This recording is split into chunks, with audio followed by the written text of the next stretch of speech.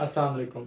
हम बात कर रहे थे मेजर्स ऑफ डिस्पर्शन की, और उसमें हमने देखा था कि मेजर्स ऑफ डिस्पर्शन कितने तरह के होते हैं। एक रिलेटिव मेजर्स होता है और दूसरा एब्सोल्यूट मेजर्स। एब्सोल्यूट मेजर्स और रिलेटिव मेजर्स में हमने मज़ीद इसके जो फर्दर टाइप्स हैं उसमें हम देखा था रेंज और कोफिशिएंट ऑफ रेंज। आज हम सेकंड मेजर ऑफ डिस्पर्शन की बात करेंगे। उसमें आता है जी क्वार्टाइल डेविएशन, या इसको सेमी इंटर क्वार्टाइल रेंज भी कहते हैं। ठीक है, सबसे पहले इसकी डेफिनेशन देख लेते हैं। It is the half of the difference between upper and lower limits. Upper and lower limit, सबसे पहले इसकी डेफिनेशन में क्या है कि upper limit Q3 minus lower limit का जो डिफरेंस है उसका जो हाफ है उसको हम कहते हैं क्वार्टाइल डेविएशन या सेमी इंटर क्वार्टाइल रेंज। ठीक है, इसकी and it is given as Q3 minus Q1/2। इसको हम Q3 और Q1/2 से रिप्रेजेंट करते हैं, और इसका जो कोफिशिएंट है उसका फार्मूला होता है Q3 minus Q1/Q3 plus Q1।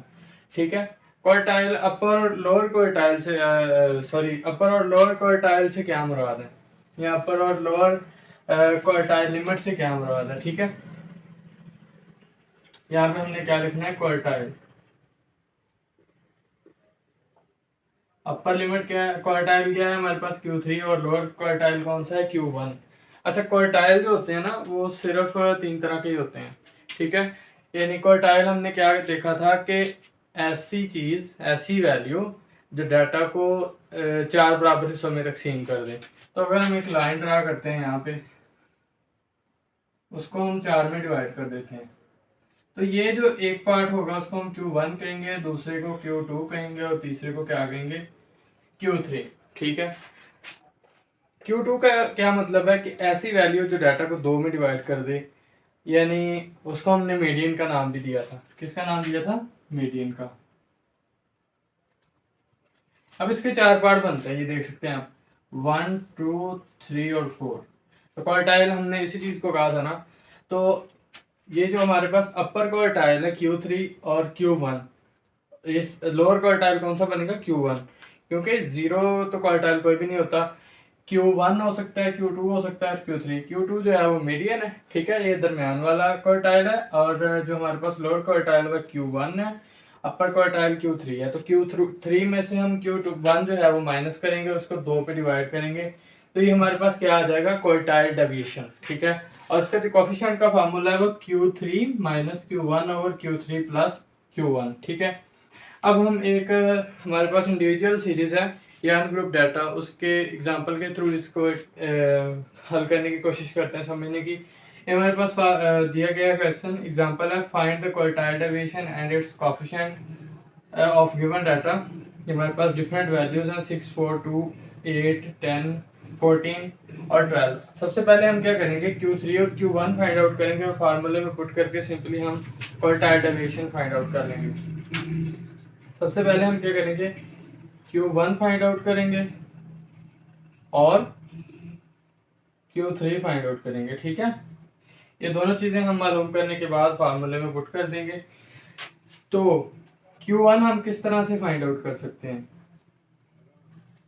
Q1 का फार्मूला होता है n+1/4 टर्म। ठीक है, n+1/4 टर्म। अब सबसे पहले हम क्या करेंगे, इस डाटा को क्या करेंगे, अरेंज करेंगे। इसको हम यहाँ से अरेंज करेंगे, तो सबसे पहले कौन सी वैल्यू आएगी, 2, 4, 6, 8, 10, 12, 14। क्योंकि हमने एक सीक्वेंस के हिसाब से टर्म देखनी है, तो इस वजह से हम इसको क्या करेंगे, अरेंज करेंगे।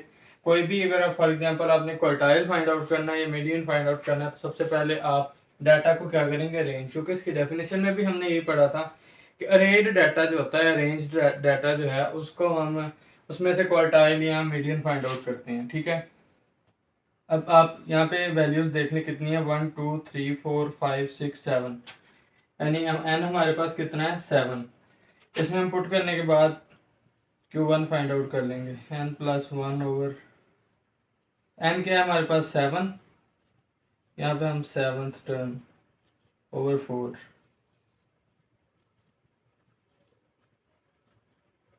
8/4, 4 1 जार 4, 4 2 जार 8। ठीक है, सेकंड टर्म हमारे पास कौन सी है? अब आप रेंज डाटा में देख सकते हैं कि सेकंड टर्म हमारे पास कितनी है, 4। तो ये हमारे पास क्या आ गया, Q1। ठीक है, इसी तरह से हम Q3 फाइंड आउट कर लेते हैं। Q3 का फार्मूला क्या होगा? Q3 का फार्मूला होगा हमारे पास 3 into N plus 1 over fourth term. ठीक है, 3 हमने क्यों लिखा है यहाँ पे? क्योंकि इसका जो कॉमन फार्मूला होता है उसमें हम लिखते हैं क्यू के इंटू एन प्लस 1 ओवर 4। ठीक है, 4 का मतलब यह है कि 4 हिस्सों में डिवाइड किया है और जहाँ पे जो वैल्यू होगी उसी को हम यहाँ पे लिखेंगे। क्योंकि यहाँ पर हमारे पास 1 था तो हम 1 इसके साथ नहीं लिखते, इसलिए हमने सिंपली इसको 1 ओवर एन प्लस 1 ओवर 4 लिख लिया। ठीक है, एन हमारे पास कितना है, 7 प्लस 4 ओवर 4 इंटू 3।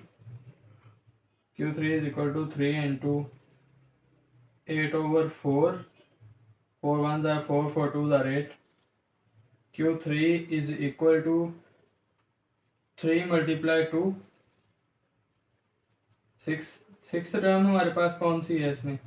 आप रेंज डाटा में देख सकते हैं 1 2 3 4 5 6, 12 जो है ये हमारे पास Q3 आ जाएगा। सिंपली अब हम क्या करेंगे, ये जो हमारे पास फार्मूला दिया गया है क्वार्टाइल डेविएशन का, इसमें हम पुट कर लेंगे QD is equal to Q3 minus Q1 over 2, और सॉरी हाँ जी 2। अब Q3 हमारे पास 12 है तो Q1 कितना है, 4। 12 माइनस 4 बटा 2, 8 ओवर 2, 2 1 जार 2, 2 4 आर 8। क्वार्टाइल डेविएशन जो है वो हमारे पास कितना आ जाएगा, 4। ये हमारे पास अनग्रुप डाटा या इंडिविजुअल सीरीज जो होती है उसका हम इस तरह से क्वार्टाइल डेविएशन फाइंड आउट करते हैं। अब हम इसका कोफिशिएंट देख लेते हैं कि वो किस तरह से हमने निकालना है। कोफिशिएंट का भी फार्मूला कुछ हमारे सामने ही है, Q3 minus Q1 over Q3 plus Q1। ठीक है,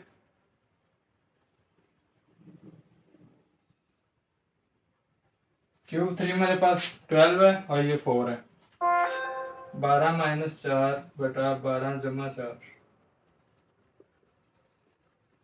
8 ओवर 16।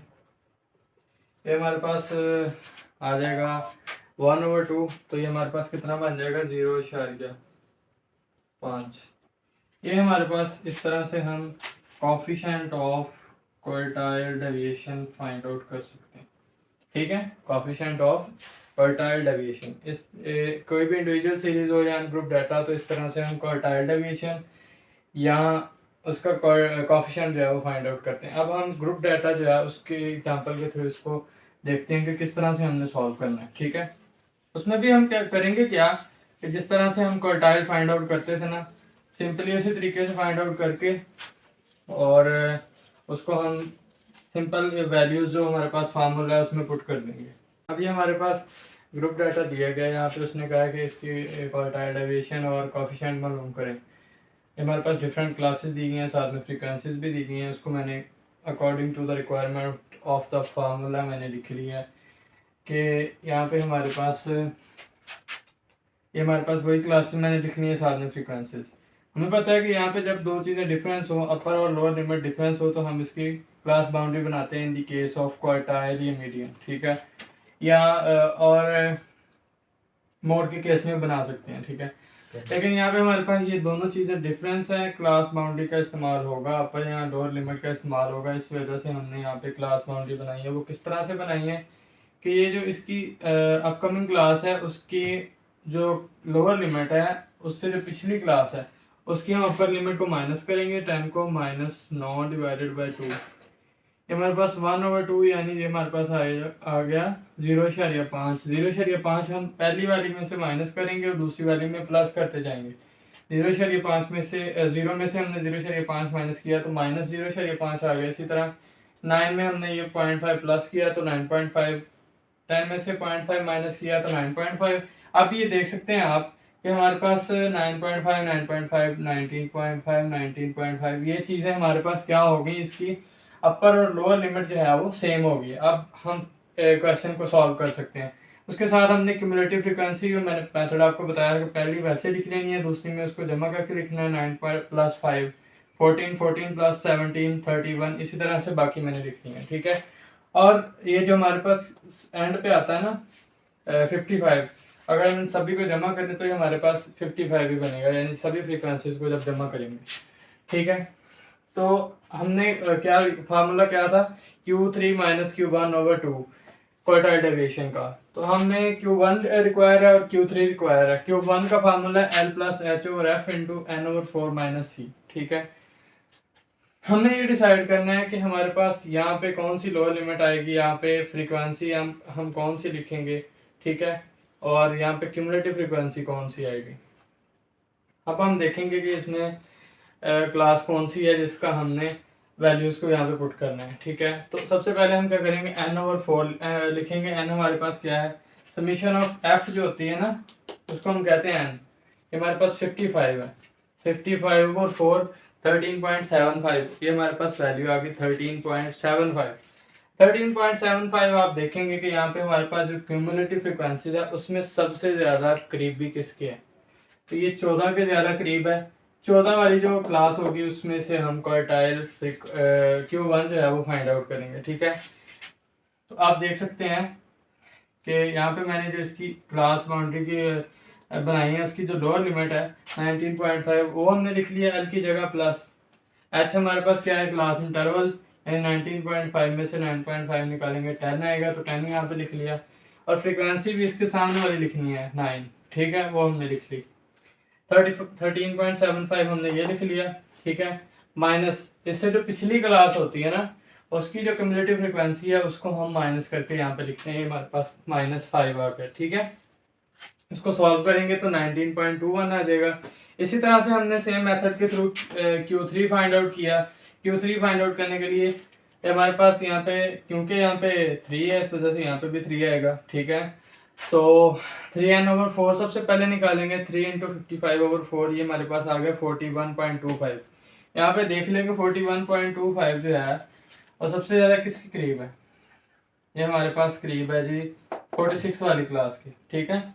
क्योंकि इसके साथ इसका तकरीबन 4 to 5 का डिफरेंस है, इसके साथ 10 का डिफरेंस है तकरीबन, और इसके साथ जो है इसके साथ भी 12 का तकरीबन डिफरेंस है, तो ये 46 जो है वो ज़्यादा करीब है। इसकी हमने लोअर लिमिट लिख ली 29.5 प्लस 10 क्लास, इनके क्लास इंटरवल है, 15 जो है वो इसकी फ्रिक्वेंसी है, ये हमने 41.25 वो वाला लिख लिया। उसके साथ उससे जो पिछली क्लास है उसकी हमने क्यूमुलेटिव फ्रिक्वेंसी लिख ली, वो हमारे पास आ गया 31। अच्छा, ये समझने के बाद आपको क्वार्टाइल जो है उसको भी फाइंड आउट करना आ जाएगा, ठीक है, यानी उसकी भी रिवीजन हो जाएगी, ठीक है। तो इसको कैलकुलेट करने के बाद ये हमारे पास आ गया 36.37। अब हम सिंपली क्या करेंगे कि फार्मूले में ये वैल्यूज पुट करेंगे Q3 और Q1 की, और जो हमारे पास जवाब आएगा वो हमारे पास इसका आंसर होगा। अब हमने किया क्या कि यहाँ पे फार्मूला लिख लिया क्वार्टाइल डेविएशन का, Q3 minus Q1 over 2। Q3 में बताइए हमारे पास आया था आफ्टर कैलकुलेशन 36.37 और Q1 हमारे पास आया था 19.21। तो सिंपली हमने फार्मूले में पुट करके 2 पे डिवाइड किया तो 8.585 जो है वो इसकी क्वार्टाइल डेविएशन इसका आ गया। इसी तरह से हम quartile coefficient of quartile deviation find out करेंगे, उसका formula Q3 minus Q1 over Q3 plus Q1। तो हमने ये वैल्यूज पुट की तो हमारे पास आ गया 0.308। इस तरह से हम क्वार्टाइल डेविएशन या उसका कोएफिशिएंट जो है वो फाइंड आउट करते हैं, यानी एब्सोल्यूट मेजर ऑफ डिस्पर्शन, और कोएफिशिएंट जो होता है वो होता है रिलेटिव मेजर्स ऑफ डिस्पर्शन। इस तरह से हम फाइंड आउट करते हैं। तो ये थी आज की हमारी वीडियो। अगर आपको अच्छी लगी हो तो आप वीडियो को लाइक कर दें और हमारे चैनल को भी सब्सक्राइब कर दें ताकि आने वाली वीडियोस की अपडेट्स आपको मिलती रहें। और लेक्चर के रिगार्ड्स अगर आपको कोई क्वेश्चन हो तो वो आप कमेंट सेक्शन में पूछ सकते हैं। दुआ में याद रखिएगा। अल्लाह हाफिज़।